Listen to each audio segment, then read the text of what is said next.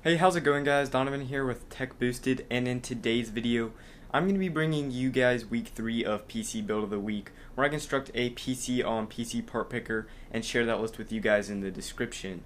So for this week we're going to be doing a mid-ranged Battlefield 1 gaming PC, but in this video we're also going to include some peripherals to go along with the PC build. So stay tuned and continue watching, guys.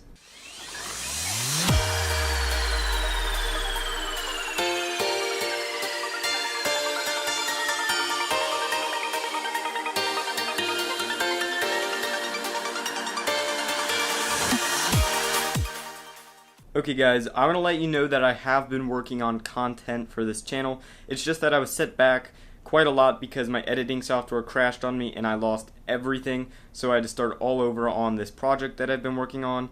But hopefully I'll have this project out to you guys within a week or so, so stay tuned for that. And without any further ado, let's get into PC Build of the Week, week 3.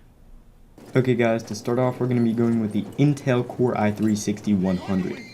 Now this is a dual-core processor clocked at 3.7 GHz and has 4 threads. It also has hyperthreading, which is awesome, and can support up to 64 gigs of RAM. It has integrated graphics, but we're not going to be using those. Up next for the motherboard, we're going to be going with the Gigabyte GA B150M-DS3H Micro ATX LGA1151 motherboard. This motherboard isn't super fancy with SLI or Crossfire support, but it does support up to 64 gigs of DDR4 memory, and it does have 6 SATA 6 gigabit per second ports, as well as onboard USB 3.0 headers. It has 4 DIMM slots, which is great for upgrading RAM in the future.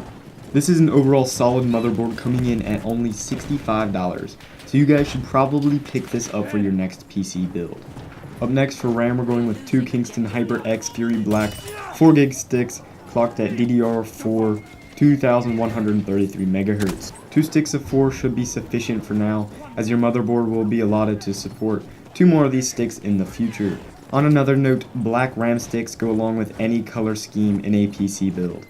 Up next for storage, we're going to be going with the Western Digital Caviar Blue 1TB hard drive. 1TB of storage should be plenty to hold all of your games, applications, as well as your files. If you guys can include a solid state drive, that would be nice to boot up your operating system as well as some of your games. Now for the graphics card, we're going to be going with the Nvidia Geforce GTX 1060 6GB super clocked gaming card. Okay guys, as you may know, EVGA is very well known for making great graphics cards, and some of the specifications included in this card are 6 gigs of DDR5 VRAM, a core clock of 1.61 GHz, and as you guys may know, it also has the standard 1 HDMI, 3 DisplayPort, and 1 DVI port. This GTX 1060 is pushing games well over 60 frames per second in most titles, with high to ultra settings on 1080p gaming. Running GTA at 100 frames per second, Metro Last Light also at 100 frames per second, Overwatch at about 135 frames per second, Crysis 3 at 67, and finally Battlefield 1 ranging anywhere from 70 to 80 frames per second. Now for our case, we're going to go with something a little bit nicer. We're going to be going with the NZXT S340 White ATX mid-tower case. Now from experience, this is a great case with cable management as well. It utilizes a PSU shroud. Now to power our entire build, we're going to be going with the EVGA BQ 650 watt power supply. Now this is an ATX sized power supply that is semi-modular and has an 80 plus bronze certification. Okay, now instead of having the red and yellow sleeved cables, this power supply looks as if the cables are black with a black heat shrink. 650 watts is plenty for our build, as our build only requires a little over 300. 650 watts allows you to upgrade your parts in the future and stay up to date with the newest hardware.